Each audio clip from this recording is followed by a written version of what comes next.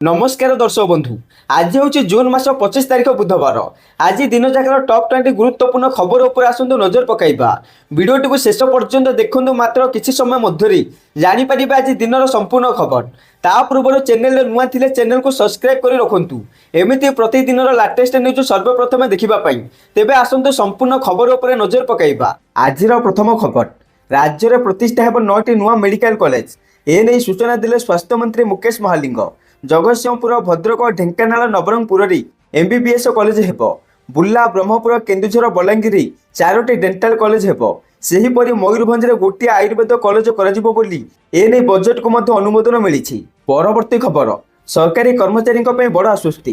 कारण सोमवार दिन सरकार सरकारी कर्मचारी यूनिफाइड पेंशन स्कीम यूपीएस अधीन विकल्प बाछिबा शेष तारीख को आगामी 3 मास वृद्धि करिसेंती। एबे कर्मचारी माने यूनिफाइड पेंशन स्कीम अधीन विकल्प बाछि पारिबे 30 सेप्टेम्बर 2025 पर्यंत। यह अर्थ मंत्रालय द्वारा घोषणा करा जाइछि। परवर्ती खबर, 4 दिन बंद रहिबो मद दुकान। कारण आ मात्र 3 दिन पर रथयात्रा। श्रीक्षेत्र निशा कारोबार को नियंत्रण करने लगी एबठू सतर्क है अबकारी विभाग।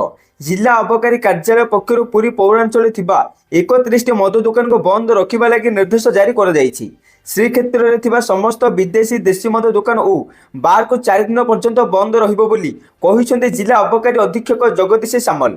परवर्ती खबर, इज्राएल सह युद्ध विरति को ईरान प्रत्याख्यान रखिला शर्त। सेपटे अमेरिका राष्ट्रपति डोनाल्ड ट्रम्प युद्धविरति घोषणा पर ईरान निजर प्रतिक्रिया रखी। इज्राएल सहित युद्धविरति को ईरान प्रत्याख्यान करिछि। ईरान शर्त रखी कहिछि इज्राएल प्रथम आक्रमण बंद करू तापर आमे बंद करिबु। सेहीपरि अन्यपटे ट्रम्प अस्त्र विरति प्रस्ताव पर ईरान वैदेशिक मंत्री अध्यास अरागती कहिसंती वर्तमान समय युद्धविरति नै कौनसी राजीनामा हेबार नाही किंबा इज्राएल विरुद्ध में सामरिक कार्यानुष्ठान बंद होबार नहीं।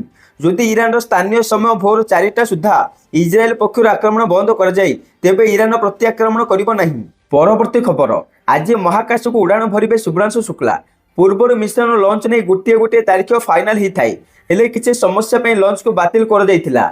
लगातार 6 थर लॉन्चिंग तारीख बदल जिबा परे एबे आक्सियोम मिशन नुआ तारीख जारी करिछि। जून 25 अर्थात आज भारतीय समय पूर्वाह्न 12टा आक्सियोम स्पेस एक्स मिशन लॉन्च हेबो। एने नासा पक्षर घोषणा कर जाइछि।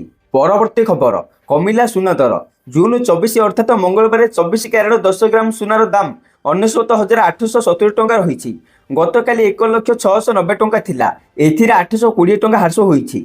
सेहीपरि 22 कैरेट सुनार दाम 10 ग्राम को 91,550 टंका रही। गतकाली 92,300 टंका थिला। एथिरे 750 टंका ह्रास होईछि। सेहीपरि 18 कैरेट सुनार दर 10 ग्राम को 74,910 टंका रही। गतकाली 75,520 टंका थिला। एथिरे 610 टंका ह्रास होईछि। परवर्ती खबर, आज बढ़िबो वर्षार प्रभाव। 5 दिन पर विभिन्न जिला को सतर्कता जारी। कारण राज्यर अनेक स्थान में बिजुली घड़घड़ी जनित वर्षार आशंका रही। यह व्यतीत 24 तारीख अर्थात गतकाली बंगोपसागर एक घूर्णिबलय परिस्थिति अनुकूल रही। तेणु परवर्ती समय एक लघुचाप सृष्टिर आशंका रही। यह प्रभाव में 24 वर्षार प्रभाव बढ़िबार संभावना रही। यह पर अर्थात 28 कि 29 तारीख घूर्णिबलय किंबा लघुचापर आशंका रही प्राय मासे पर्यंत राज्यर भल वर्षा आकलन कर जाउछि। वर्षा स्थिति को दृष्टि रखी पाणीपाग केन्द्र पक्षर आसंता 5 दिन पर विभिन्न जिला को सतर्कता जारी कर जाइछि। अन्यपटे रथयात्रा जाए राज्यर प्रबल अति प्रबल वर्षा हेबो बोली आंचलिक पाणीपाग विज्ञान केन्द्र पक्षर कहुଯାଇଛି। परवर्ती खबर, मध्यप्राच्य को समस्त विमान उड़ाण बंद कला एयर इंडिया। सेपटे ईरान अमेरिका युद्ध स्थिति को एयर इंडिया यार समस्त उड़ाण को बातिल करिछि। ईरान दोहारे थिबा अमेरिका वायुसेना घाटी उपर मिसाइल आक्रमण करिबार किछि घंटा परे एयर इंडिया परवर्ती सूचना पर्यंत उपसागरीय अंचल यार समस्त उड़ाण बातिल करिछि। यह पूर्व कोचिन और कोतारे निर्धारित एक उड़ाण को बातिल करिथिला। सेहीपरि अन्यपटे आंचलिक उत्तेजना को दृष्टि रखी एयर इंडिया मध्यप्राच्य उत्तर अमेरिकार पूर्वतट एवं यूरोपर किसी अंचल को विमान उड़ाण सेवा स्थगित रखिछि। यह सहित एयर इंडिया पक्षर एक विवृत्ति कहुଯାଇଛି आमर अन्य कौनसी विमान पत्र को जीव नहीं। परवर्ती खबर, बाहर ठिकादार को मोहन छाट। आउटसोर्सिंग संस्था को हटाइबा योजना। बाहर ठिकादार मान मुख्यमंत्री टार्गेट। 10 वर्षर फाइल खोजी इंजीनियरिंग काम करुथिबा आउटसोर्सिंग संस्था को ठाब करने को मुख्य शासन सचिव को चिठी लिखि रिपोर्ट मागिछन्ते मुख्यमंत्री। आउ अन्यपटे सरकार निजस्व इंजीनियरिंग विभाग एवं ଦକ୍ଷ ଇଞ୍ଜିନିୟର ଥାଉ ଥାଉ କାହିଁକି ଆଉଟସୋର୍ସିଂ ସଂସ୍ଥାକୁ କାମ ଦିଆଯାଇଛି ବୋଲି ପ୍ରଶ୍ନ କରିଛନ୍ତି ମୁଖ୍ୟମନ୍ତ୍ରୀ। ତାର ସହିତ ବିଗତ 10 ବର୍ଷ ଭିତରେ କେଉଁ ବିଭାଗକୁ କେଉଁ ବେସରକାରୀ ସଂସ୍ଥାଗୁଡ଼ିକୁ ଆଉଟସୋର୍ସିଂ ମାଧ୍ୟମରେ କେଉଁ ପ୍ରକାର କାମ ଦିଆଯାଇଛି ତାର ତଥ୍ୟ ସଂଗ୍ରହ କରାଯାଇ ସମୀକ୍ଷା କରିବାକୁ ମୁଖ୍ୟ ଶାସନ ସଚିବଙ୍କୁ ଚିଠି ଲେଖିଛନ୍ତି ମୁଖ୍ୟମନ୍ତ୍ରୀ। ପରବର୍ତ୍ତୀ ଖବର, ପିଏଫ ଗ୍ରାହକଙ୍କ ପାଇଁ ବଡ଼ ଘୋଷଣା। ସେପଟେ କର୍ମଚାରୀ ଭବିଷ୍ୟ ନିଧି ପାଣ୍ଠି ସଂଗଠନ ଇପିଏଫଓ ଦେଶର ଲକ୍ଷ ଲକ୍ଷ ପିଏଫ ଗ୍ରାହକଙ୍କ ପାଇଁ ଏକ ବଡ଼ ଘୋଷଣା କରିଛି। ଏବେ ଆଗୁଆ କ୍ଲେମ୍ ପାଇଁ ସ୍ୱୟଂ ସେଟଲମେଣ୍ଟ ସୀମାକୁ 1 ଲକ୍ଷ ଟଙ୍କାରୁ 5 ଲକ୍ଷ ଟଙ୍କାକୁ ବୃଦ୍ଧି କରାଯାଇଛି।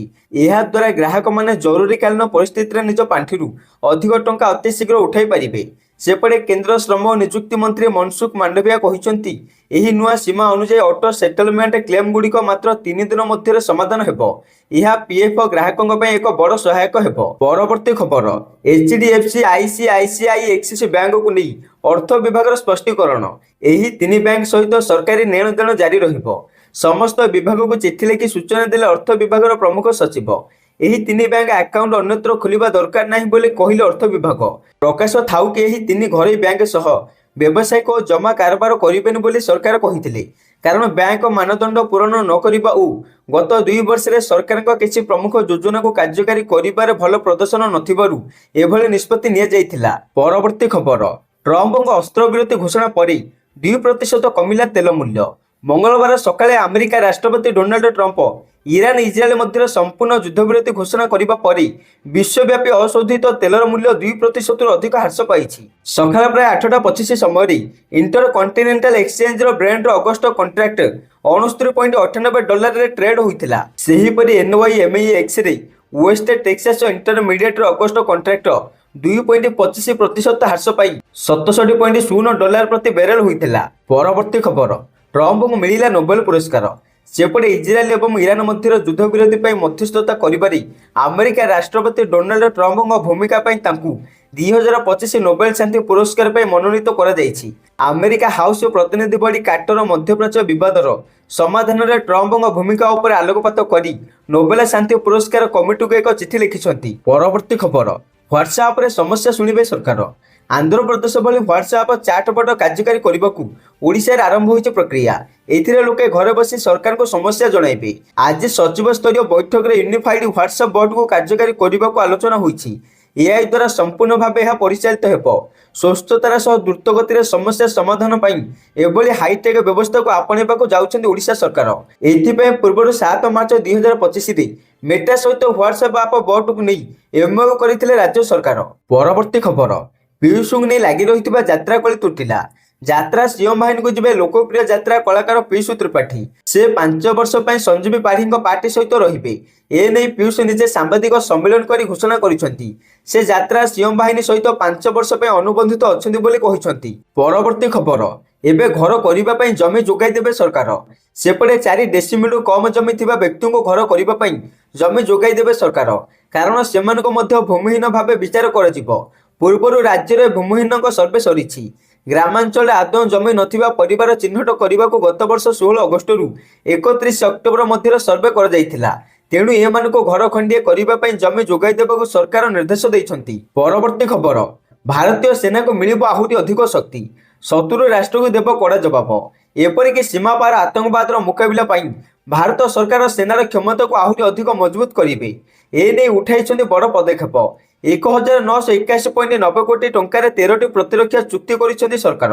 ଏହି ଚୁକ୍ତି ଅନୁସାରେ ଭାରତୀୟ ସେନାକୁ ସ୍ୱଦେଶୀ ଓ ଆଧୁନିକ ସେନା ଉପକରଣ ଏବଂ ଟେକ୍ନୋଲୋଜି ପ୍ରଦାନ କରାଯିବ, ଯାହା ଫଳରେ ସୈନିକଙ୍କ ଟାର୍ଗେଟ କରିବାର କ୍ଷମତା ଓ ଗତିଶୀଳ ବୃଦ୍ଧି ପାଇବ। ପରବର୍ତ୍ତୀ ଖବର, ଜାତୀୟ ହାରଠୁ ଉର୍ଦ୍ଧ୍ୱରେ ଓଡ଼ିଶାର ଛାତ୍ରଛାତ୍ରୀ। କାରଣ NCERT ପକ୍ଷରୁ କରାଯାଇଥିବା ଦକ୍ଷତା ପରୀକ୍ଷାରେ ଓଡ଼ିଶାର ଛାତ୍ରଛାତ୍ରୀ ଆଗରେ। ଏନେଇ ପରଖ 2024 ରିପୋର୍ଟ ପ୍ରକାଶ ପାଇଛି। ସେପଟେ ସମସ୍ତ ରାଜ୍ୟର ତୃତୀୟ, ଷଷ୍ଠ ଏବଂ ନବମ ଶ୍ରେଣୀ ଛାତ୍ରଛାତ୍ରୀଙ୍କୁ ନେଇ କରାଯାଇଛି ଏହି ସର୍ଭେ, ଯେଉଁଥିରେ ଓଡ଼ିଶା ଜାତୀୟ ହାରଠାରୁ ଆଗରେ ରହିଛି। ପରବର୍ତ୍ତୀ ଖବର, ମହିଳା ଦଳିତଙ୍କୁ ନେଇ ହୁଲସ୍ଥୁଲ ଓଡ଼ିଶା। ଆନ୍ଦୋଳନରେ ବିଜେଡି ପଛରେ କଂଗ୍ରେସ ଆଗରେ। ସେପଟେ ଗୋପାଳପୁର ଗଣଦୁଷ୍କର୍ମ ଓ ଧରାକୋଟ ଦଳିତ ଆକ୍ରମଣ, ଏହି 2 ଘଟଣାକୁ ନେଇ ରାଜ୍ୟ ଏବେ ଉଠୁଛି ପଡ଼ୁଛି। ଗୋପାଳପୁରରେ ଯୁବତୀଙ୍କୁ ଗଣଦୁଷ୍କର୍ମ ନେଇ ସାରା ଦେଶର ହଇଚଇ ସୃଷ୍ଟି ହୋଇଛି। ଏଭଳି ପ୍ରସଙ୍ଗରେ ମୁଖ୍ୟ ବିରୋଧୀ ଦଳ ବିଜେଡିର ପଦକ୍ଷେପ ପଛରେ ପଡ଼ିଥିଲା ବେଳେ କଂଗ୍ରେସ ଆଗରେ ରହିଛି। ଏନେଇ ପ୍ରିୟଙ୍କା ଗାନ୍ଧୀ ଏକ୍ସ ହ୍ୟାଣ୍ଡେଲରେ ପୋଷ୍ଟ ସେୟାର କରିଛନ୍ତି। ଏହା ସହିତ ଭୁବନେଶ୍ୱରରେ ବିଜେଡି ସାମ୍ବାଦିକ ସମ୍ମିଳନୀ କରି ଚୁପ୍ ବସି ପଡୁଥିଲା ବେଳେ ଗ୍ରାଉଣ୍ଡରେ କଂଗ୍ରେସ ସକ୍ରିୟ ହେବା ନେଇ ଚର୍ଚ୍ଚା ଆରମ୍ଭ ହୋଇଛି। ପରବର୍ତ୍ତୀ ଖବର, ଆପଣଙ୍କର ଝିଅ ସ୍କୁଲରେ ପଢୁଥିଲେ ସାବଧାନ, କାରଣ ସେପଟେ 24 ଜଣ ଛାତ୍ରୀଙ୍କୁ ଯୌନ ନିର୍ଯାତନା ଦେଇଥିବା ଅଭିଯୋଗରେ ହିମାଚଳ ପ୍ରଦେଶର ଶିରମୌର ଜିଲ୍ଲାରେ କାର୍ଯ୍ୟରତ ଜଣେ ସରକାରୀ ସ୍କୁଲ ଶିକ୍ଷକଙ୍କୁ ସୋମବାର ଗିରଫ କରାଯାଇଛି। ଅଷ୍ଟମ, ନବମ ଓ ଦଶମ ଶ୍ରେଣୀର ଏହି ପୀଡ଼ିତା ଛାତ୍ରୀମାନେ ନିର୍ଯାତନା ସମ୍ପର୍କରେ ସ୍କୁଲ ଅଧ୍ୟକ୍ଷଙ୍କ ନିକଟରେ ଲିଖିତ ଅଭିଯୋଗ କରିଥିଲେ। ଅଧ୍ୟକ୍ଷ ଏହି ଅଭିଯୋଗକୁ ସ୍କୁଲର ବ୍ୟଭିଚାର ବିରୋଧ କମିଟି ନିକଟକୁ ପଠାଇଥିଲେ। ଆଉ ପରେ କମିଟିର ସୁପାରିଶ କ୍ରମେ ପୀଡ଼ିତା ଛାତ୍ରୀଙ୍କ ଅଭିଭାବକଙ୍କ ସହ ବିସ୍ତୃତ ଆଲୋଚନା ହେବା ପରେ ପୁଲିସ ଅଭିଯୁକ୍ତ ଶିକ୍ଷକଙ୍କୁ ଗିରଫ କରିଛି। ଭାରତୀୟ ନ୍ୟାୟ ସଂହିତା ଓ ପୋକ୍ସୋ ଆଇନର ବିଭିନ୍ନ ଧାରା ଅନୁଯାୟୀ ସମ୍ପୃକ୍ତ ଶିକ୍ଷକଙ୍କ ବିରୁଦ୍ଧରେ ମାମଲା ରୁଜୁ କରାଯାଇଛି। ପରବର୍ତ୍ତୀ ଖବର, ତାରିଣୀ ମନ୍ଦିରରୁ ଚୋରି। ବାଲେଶ୍ୱର ଜିଲ୍ଲା ରେମୁଣା ଛକ ଖନ୍ତାପଡ଼ା ଥାନା ଶ୍ରୀଜଙ୍ଗ ପଞ୍ଚାୟତରେ ଥିବା ଏକ ତାରିଣୀ ମନ୍ଦିରରୁ ଲୁଟ। ସୋମବାର ବିଳମ୍ବିତ ରାତିରେ କିଛି ଦୁର୍ବୃତ୍ତ ମନ୍ଦିରର ତାଲା ଭାଙ୍ଗି ମାଙ୍କର 10ଟି ସୁନା ପଦକ, ଅଳଙ୍କାର ଓ ଦାନହୁଣ୍ଡିର ଟଙ୍କା ଚୋରି କରି ନେବା ସହିତ ମାଙ୍କର ମୁଣ୍ଡ କାଟି ନେଇଛନ୍ତି। ସେପଟେ ଗତକାଲି ଭୋର 4ଟା ସମୟରେ ମନ୍ଦିର ପୂଜକ ମନ୍ଦିରରେ ପହଞ୍ଚି ଚୋରି ହୋଇଥିବା ଦେଖି ଗାଁ ଲୋକଙ୍କୁ ଖବର ଦେଇଥିଲେ।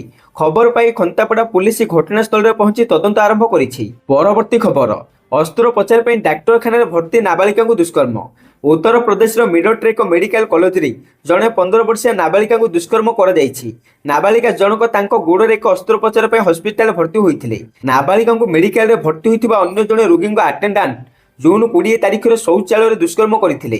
ସେପଟେ ଏସ୍ପି ବିନୀତ ତାଡ଼ା କହିଛନ୍ତି, ନାବାଳିକାଙ୍କ ମାଙ୍କ ଅଭିଯୋଗ ଆଧାରରେ ସ୍ଥାନୀୟ ମେଡିକାଲ ଥାନା ଏକ ଏତଲା ରୁଜୁ କରିଛି ଏବଂ ଅଭିଯୁକ୍ତ ଗିରଫ ହୋଇଛି।